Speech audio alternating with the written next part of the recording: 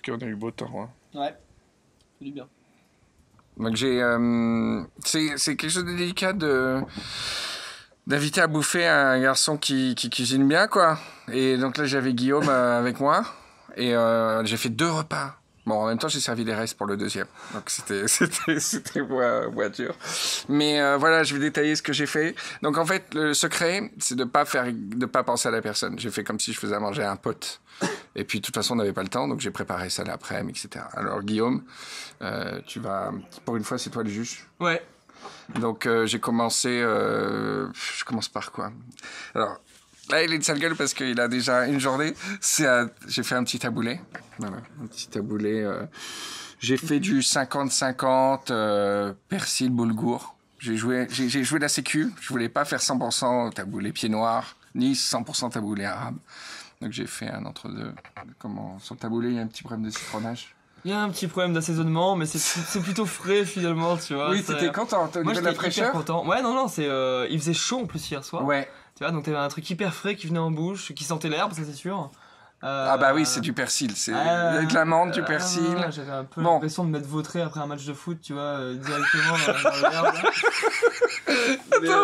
Il y a moins de persil que d'habitude. Bon, ça va. Note sur 10 8. 8 sur 10. Pas dégueu. Alors ensuite, là, les tomates, ça compte même pas. C'est-à-dire que j'avais une tomate que j'ai coupée en mettant du pèbre d'ail. C'était histoire de voir si tu voulais de la tomate. On la note pas. C'est le produit pur. On t'avait demandé un accompagnement. C'est le produit pur, voilà. Ouais. Bon, ensuite, c'est là où j'ai joué la carte. On se prend pas au sérieux. Soyons simples. J'ai fait de la gaze. La bonne merguez des familles, celle-là est un peu... Non, moi ce que j'aime bien c'est la notion de cancer du coup, tu vois, sur ton approche culinaire. Il y a un petit problème de charbonnage. J'ai voulu faire un peu comme toi, tu sais, tu fais le poisson brûlé avec du charbon de bois dessus. Exactement, voilà. Exactement. Non mais du coup c'est con à dire, tu vois, mais ça donne du goût. Mais non mais vraiment, tu vois, il se passe un truc, une merguez pas assez cuite, tu le sens, tu vois, quand elle est en train de bouillir sur sa grille là, parce que le feu est plus assez chaud. Ouais. C'est un peu triste. Là, tout de suite, elle dit je reviens de loin. C'est ça, et puis en plus, étant donné qu'elle n'est pas restée très longtemps sur le barbecue, elle a gardé tout son jus, tu vois. Donc c'est marrant. C'est la merguez de foot qui est super juteuse et qui est carbonisée. C'est ce que j'ai voulu faire. C'était vraiment complètement volontaire. Ensuite, alors j'ai fait des viandes. Hier soir, c'était meilleur. C'était du pata negra que j'avais trouvé. Hier soir, c'était très bon. Hein. Du pata negra que j'ai fait mariner dans du paprika, de l'ail et de l'huile d'olive. Et c'est rare de trouver du pata negra, sauf si tu vas se déboucher très fort, mais du pata negra en prêt à griller comme ça. Donc ça c'était très sur 10. Allez, un petit 8. De 8 sur 10. Et là, aujourd'hui, c'était plus dur. J'avais du veau que j'allais faire en escalope.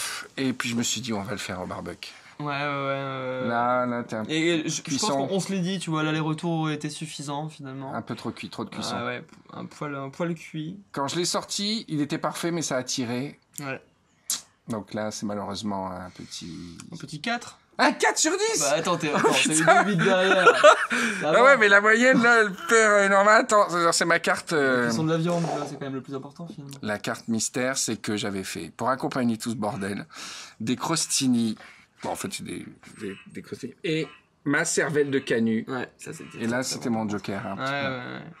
Ouais, tu vois, il y a des grands plats, finalement, que t'aimes, alors qu'il n'y a pas de raison de l'aimer, tu vois, il y a pas de... Ça sent pas le travail, ça sent pas la technique, c'est juste...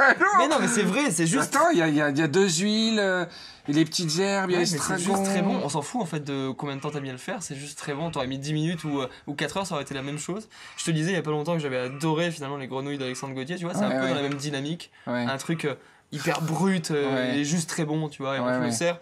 Et moi j'adorerais, tu vois, avoir ça en amuse-bouche dans un petit pot là, avec un bon pain feuilleté dans un restaurant gastronomique, ça aurait sa place quoi. Et on tape dedans, hein. T'as tapé dedans jusqu'au dessert, tapé dedans avec les petits crostini.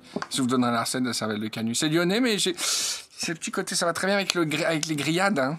Ce côté frais à la fois herbacé comme ça, voilà. Bon, sinon il y avait du melon, des trucs comme ça. Donc note finale, ça fait 8 plus... Ah, j'ai pas eu la note pour le cervelle de canut. Un petit 9,5. Donc 8, ça fait 16 plus 4, 20, 29,5 fois divisé par 4. Ouais. Ça fait 7,5, ouais, ça va. Pas dégueu. 7,5 par Guillaume Sanchez, je prends, franchement. C'est pas affreux. Moi, j'aimerais qu'on me file 7,5 parfois.